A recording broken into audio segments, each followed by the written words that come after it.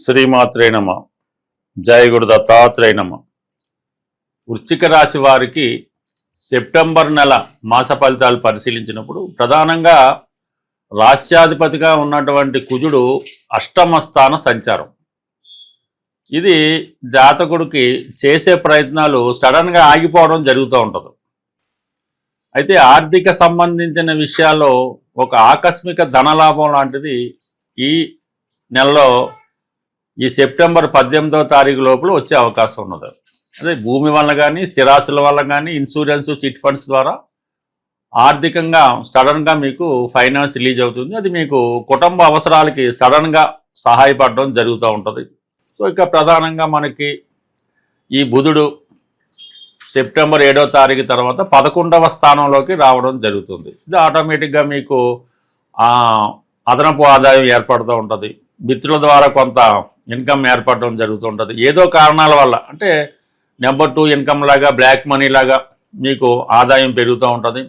కొంతమంది కొత్త స్నేహితులు మీకు ఏర్పడడం జరుగుతుంటుంది. వాళ్ళ వల్ల కొన్ని రహస్యాలు తెలుసుకోవడం కానీ, వ్యాపార పరంగా కొన్ని మెలకువలు తెలుసుకోవడం కానీ జరిగే అవకాశం ఉన్నది. బట్ అలాగే మనకి సెప్టెంబర్ 17 తర్వాత రవి కూడా 11వ స్థానంలోకి వచ్చి బుధాదిత్య యోగం ఏర్పడుతుంది.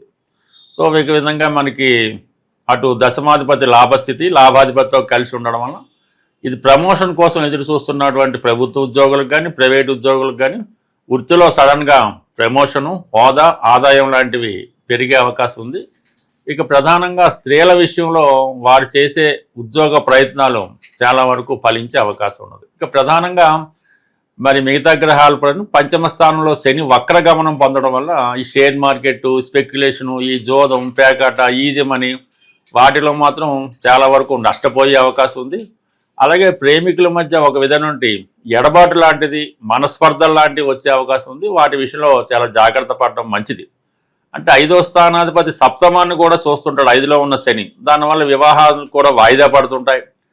అలాగే కుటుంబ సభ్యుల మధ్య ఆర్థిక సంబంధించిన విషయాల్లో కొన్ని విభేదాలు రావడం జరుగుతుంటుంది. అంటే వచ్చిన ధనం ఏ విధంగా చేయాలి ఏంటన్న విషయంలో పరస్పర విభేదాలు లాంటివి వచ్చే అవకాశం ఉన్నది. ఇక ప్రధానంగా ఈ శుక్రుడు సప్తమాధిపతిగా, మనకి వ్యయాధిపతిగా లాభస్థానంలో ఇంచుమించుగా ఉంటూ సెప్టెంబర్ 2వ తారీఖున వ్యయస్థానంలోకి రావడం జరుగుతుంది. సో దానివల్ల మీకు జీవిత భాగస్వామి వల్ల, అంటే భార్య అయితే భర్త వల్ల, స్త్రీ అయితే భార్య వల్ల, మొత్తం మీద జీవిత భాగస్వామి వల్ల కొంత అనుకోని నష్టం జరిగే అవకాశం ఉంది.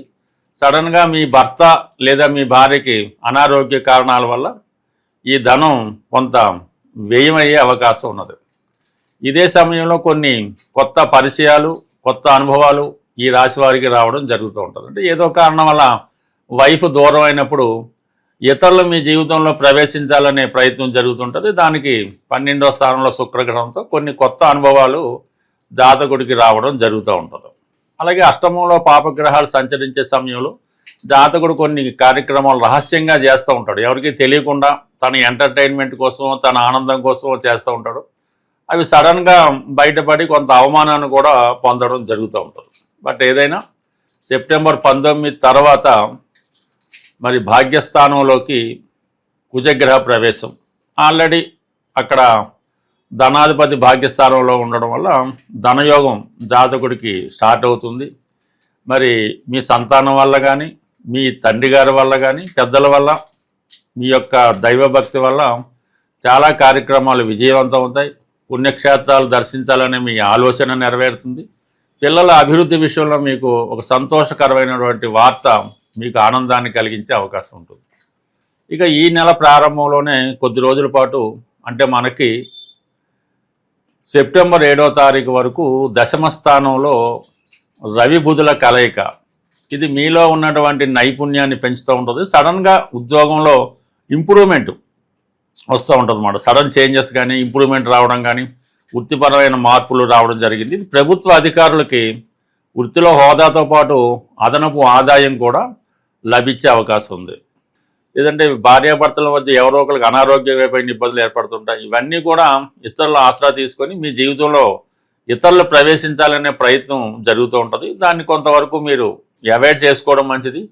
ప్రారంభంలో అది మీకు అనుకూలంగా ఉన్న తర్వాత దాని పరిస్థితులు విపరీతంగా మారే అవకాశం ఉన్నది. బట్ ఏదైనా ఈ వృశ్చిక రాశి వారి జీవితంలో అనేక రకాల ఎదురు దెబ్బలు, అనేక రకాల పరీక్షలు ఎదుర్కోవాల్సి ఉంటుంది.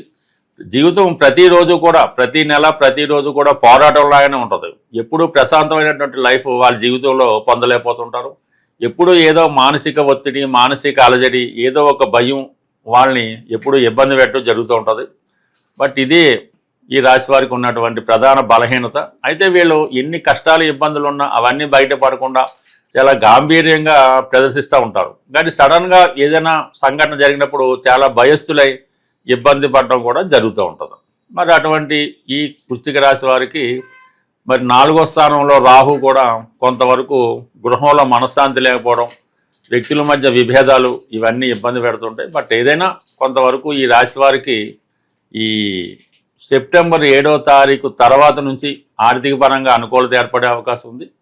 సెప్టెంబర్ 15 నుంచి కూడా రవి లాభస్థానంలో రావడం వల్ల జాతకంలో ఉన్నటువంటి వివిధ దోషాలు పరిష్కారం అవుతాయి. ప్రభుత్వ పథకాలు మీకు అనుకూలంగా రావడం జరుగుతూ ఉంటుంది. బట్ ఏదైనా ఈ వృశ్చిక రాశి వారు రాహు మరియు శని గ్రహాలకి పరిహారం చేయించుకుంటే మంచిది. సెప్టెంబర్ నెలలో ప్రధానంగా మనకి ఎవరైతే ఆర్థిక సమస్యలతో ఇబ్బంది పడుతున్నారు, ఉద్యోగం లేకుండా నిరుద్యోగులుగా మిగిలిపోతున్నారు, వివాహం కాని కన్యలు, ప్రధానంగా విద్యార్థులు ఈ నెలలో వచ్చే అంటే సెప్టెంబర్ 14వ తారీఖున వచ్చే వినాయక చవితి కంప్లీట్గా మీరు ఈ వినాయక చవితి చేసుకోవాల్సి ఉంటుంది. అది సమూహంగా చేసుకుంటారో, ఇండిపెండెంట్గా చేసుకుంటారో, ఏదైనా ఒక టెంపుల్లో పాల్గొని ఆ వినాయక చవితి కంప్లీట్గా మీరు చేసుకొని ఆ విధి విధానంగా ఆ వ్రత కథ వినడం, అది ఫాలో అవ్వడం వల్ల మీరు నమ్మినా నమ్మకపోయినా మీకు ఎదురవుతున్నటువంటి అన్ని ఆటంకాల నుంచి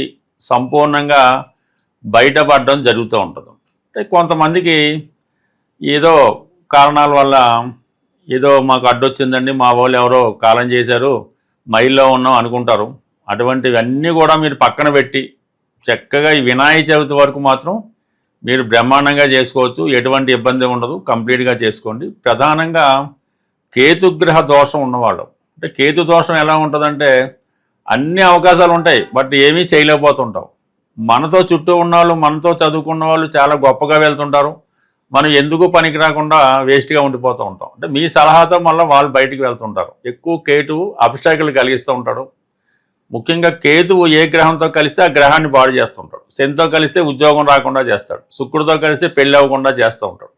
సో అటువంటి దోషం ఉన్నవాళ్ళు, అంటే పెళ్లి కానీ నిరుద్యోగం కానీ ఆర్థికంగా ఉన్నవాళ్ళు కంప్లీట్గా ఈ వినాయక చవితి పాల్గొని వీలైతే ఉండ్రాళ్ళతో స్వామికి అభిషేకం చేయడం కానీ, ఉండ్రాళ్ళతో హోమం చేయడం కానీ, భక్తులకి ఉండ్రాళ్ళు పంచిపెట్టడం వల్ల కంప్లీట్గా మీ యొక్క సమస్య ఏదైనా సరే సాల్వ్ అవ్వడం జరుగుతూ ఉంటుంది. ఇంకా ప్రధానంగా ప్రతి ఒక్కరి జన్మజాతకంలో ఈ పితృదోషం అని ఏర్పడుతూ ఉంటుంది. అంటే రవి రాహుతో కలిసి ఉన్న, పాపగ్రహాలతో కలిసి ఉన్న, శనితో కలిసి ఉన్న పితృదోషం ఏర్పడుతూ ఉంటుంది. ఈ కారణం వల్ల ఏంటంటే మీ వ్యక్తిగత జీవితంలో అభివృద్ధికరంగా లేకపోవడం, అలాగే మీ తండ్రి గారు ఇబ్బంది పడుతుంటారు, మీకు పుట్టిన మగపిల్లలు ఇబ్బంది పడుతుంటారు, కొంతమందికి మగ సంతానం కలగడం కష్టం అవుతుంటుంది. కలిగినప్పుడు కూడా వాళ్ళు ఎందుకు పనికిరాని వాళ్ళుగా తయారవుతుంటారు.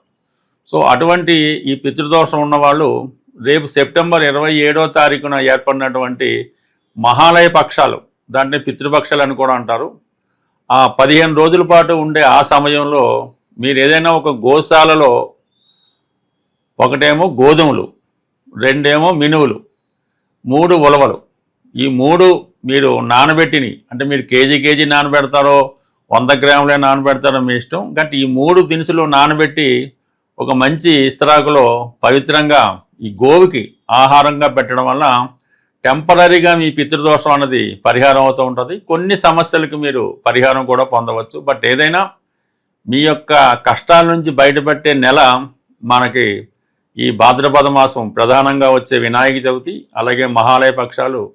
అయితే కామన్గా దీంతో పాటుగా ఏదో ఒక టెంపుల్లో ఎవరో ఒకరికి, అంటే బ్రాహ్మణులకో ఇంకోళ్ళకో అనే కాదు, ఎవరు మీ యొక్క పోయిన వాళ్ళు, అంటే మీ పెద్దవాళ్ళ ఏజ్లో ఎవరైతే ఉంటారో అటువంటి వాళ్ళకి, అంటే తండ్రి గారు ఓ 60 ఇయర్స్లో చనిపోయారు, లేదంటే ఒక 50 ఇయర్స్లో చనిపోయారు, ఆ ఏజ్లో ఉన్న వాళ్ళకి సరిపోయే విధంగా మీ నాన్నగారు ఎటువంటి బట్టలు ధరించారు, లేదా మీ తాతగారు ఎటువంటి బట్టలు ధరించారు, అటువంటి వస్త్రాలు వారికి సమర్పించి చక్కగా భోజనం పెట్టండి.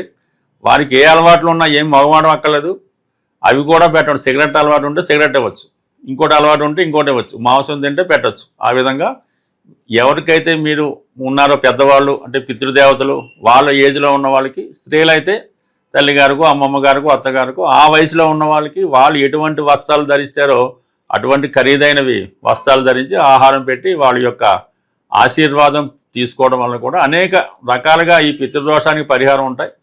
బట్ ఎవరికి తోచిన విధంగా పితృదోష పరిహారం చేసుకోవడం మంచిది. అలాగే ప్రతి నిత్యం సూర్యభగవానుడిని నమస్కరిస్తూ ఆదివారం నియమంగా ఉంటూ, అలాగే సూర్యుడు రాశి మారినప్పుడల్లా ఆ రోజు ఉపవాసం ఉంటూ విధి విధానంగా ఆ సూర్య సంక్రమణం పాటించడం వల్ల కూడా మీలో ఉన్నటువంటి ఈ పితృదోషాలు అవి పోయి చాలా మంచి లైఫ్ పొందడం జరుగుతూ ఉంటుంది. స్వస్తి.